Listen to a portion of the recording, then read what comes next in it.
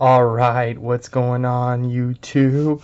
It's your boy Platinum Gaming here with a non-rogue deck list. Here we have Tearlaments, pure, my favorite way of playing it. It's going to be a quick deck profile, 44 cards in the main deck, 15 extra deck, 15 side deck. Let's get through the main deck first.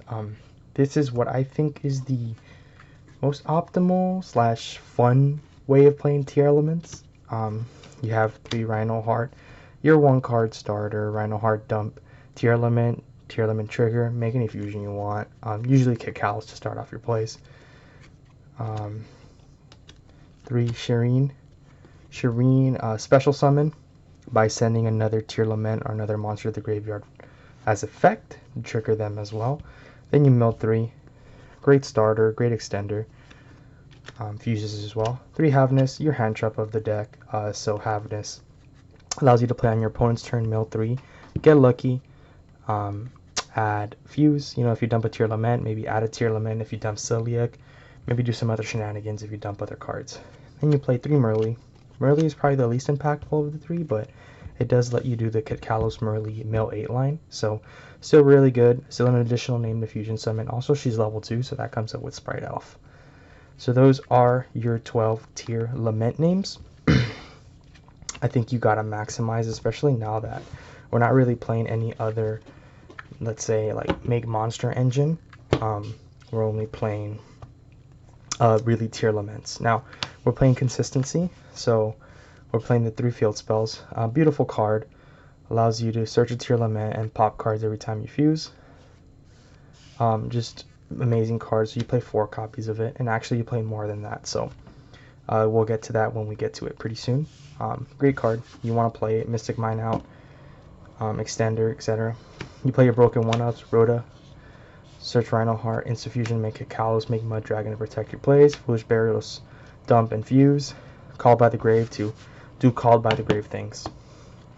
Next you play your first additional engine of the deck, which helps you just do tier stuff. Brandon High Spirits basically reads make Kalos. So you reveal a Tearlament in your hand, send Death Frog from your extra deck. So I'm going to show you the boy himself here.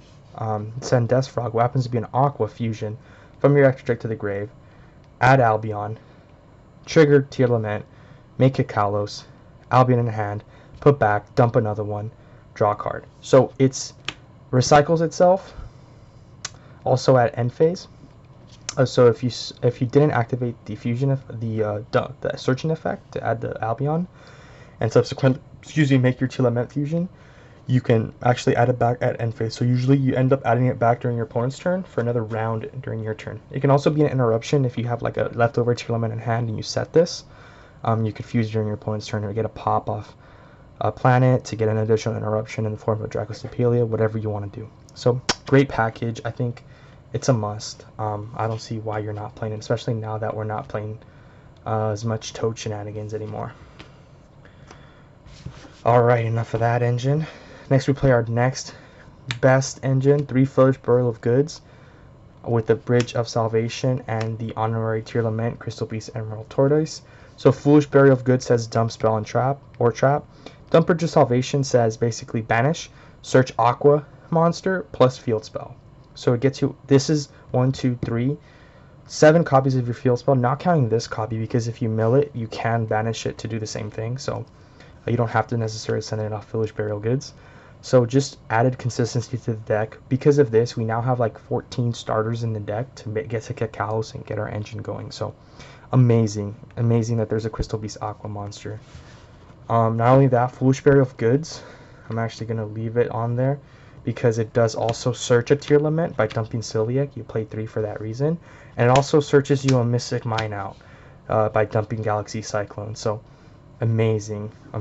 And not to mention Breakthrough Skill. Not to mention Paleozoic Diagnostic. Play 2 of those. So Breakthrough Skill is like an imperm. I'll banish it from the graveyard during your turn to imperm something. Paleozoic Dynamiscus, if you activate a trap, make it a level 2 monster, make Toad, right? Or, by itself, you set it, banish, discard for cost, trigger Tearlament. So just an amazing overall like engine here. Foolish Burial of Goods can get you to anything really in your deck. So I think it's like you gotta play it now. It's just the way to go. Incredible card.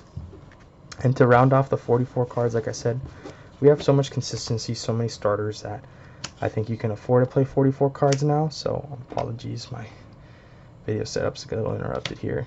You play the best hand traps, Imperm anything important, save it for your turn, Imperm Abyss Dweller, DD Crow, stop a Tearlaments, stop Spite Shenanigans, etc. Stop a lot of other things. So yeah, 44 cards in the main. Really well oiled deck. Just a lot of ways to do Tearlament things. I absolutely love Foolish Burial of Goods. And I love milling Sulliek to add Tearlaments. I love sending Sulliek to add a Tearlament. Just amazing stuff. So moving on to our extra deck. So we play the 1 Kaleido Heart, Credible Boss Monster. He comes back. He can come back with Kikalos. He's a problem. Just don't get it banished. 2 Kikalos. What can I say? Mill 5. What can I say? Search on Summon, Dump on Summon. The Death Frog for the Branded and High Spirits engine, Draco's Papilia, Mud Dragon, and Garura. You might see we're not playing Super Poly. I don't believe in playing unfair cards. I still think you can win without it if I've been having success without them. These cards just help you make link monsters, help you plus, help you protect your combo. So that's it for our fusions. I've been thinking about bumping Draco's Papilia up. Next we have our links, the 2 boss monsters of the deck. Now we play Topologic Bomber Dragon because he lets you clear boards and pop your own Tearlaments to fuse. Underworld Goddess to get rid of problem cards, IP to make them, Sprite Elf to help make them, and revive your Merly to mill 3.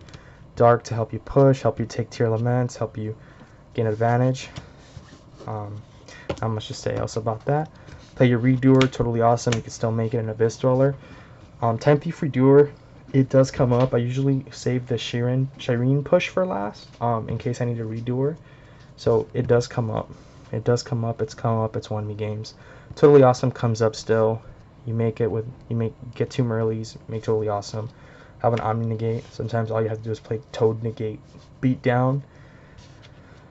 Abyss Dweller's Abyss Dweller, auto wins against Tearlaments, and among other strategies. That's about it for that. Let me go ahead and go on to the side deck. So starting off with our going first cards, we play 3 Anti-Spell Fragrance, and a Pointer, and a Crime. Crime, Omni Negate, helps you, Omni Negate, kind of prevent evenly matched shenanigans, prevent board breaking, evenly matched shenanigans, prevent spell cards from ruining your day, including like Runic, Mystic Mine, etc. So, really good card. Mine's Rampant. I think this is the way to go as far as going first cards for this particular build. Then you play Mine Outs, Back Row Hate. You play the Cosmics, 3 Cosmics, because Runic protects, right, from destruction. Cosmic says banish. 2 Lightning Storms for blowouts. Pregatops serves against Floodgates, Back Row, and also beating the shit out of the Sprite board. Excuse me. And then you play the Going Second Sauce, the Gamma. Gamma just helps you, like, oh, they're gonna Abyss Dweller you? No, you're not. I'm gonna actually plus off this and make Sprite Elf or something else. Make a link. Yeah, Gamma's insane. Usually you see Gamma and you get to resolve Gamma. Usually you're winning that game because he just nets you that much free advantage. So yeah, that's it for the deck profile. Let me just go ahead and kind of like run you through again what Foolish Burial of Good does. So I'm gonna grab Foolish Burial of Goods, I'm running the Tortoise, and the Field Spell. Okay, so let's say you just blew everything. All you have left is a Foolish Burial of Goods, which has happened for me. You save it, you send the trap. Right, now these 2 are in your graveyard. Banish the trap. Add Primeval Planet, Emerald Tortoise. Activate Primeval Planet. Let's say, you haven't resolved or haven't gotten to resolve. Rhino Heart, there you go. Bam. Rhino Heart dump. Let's say dump Merly.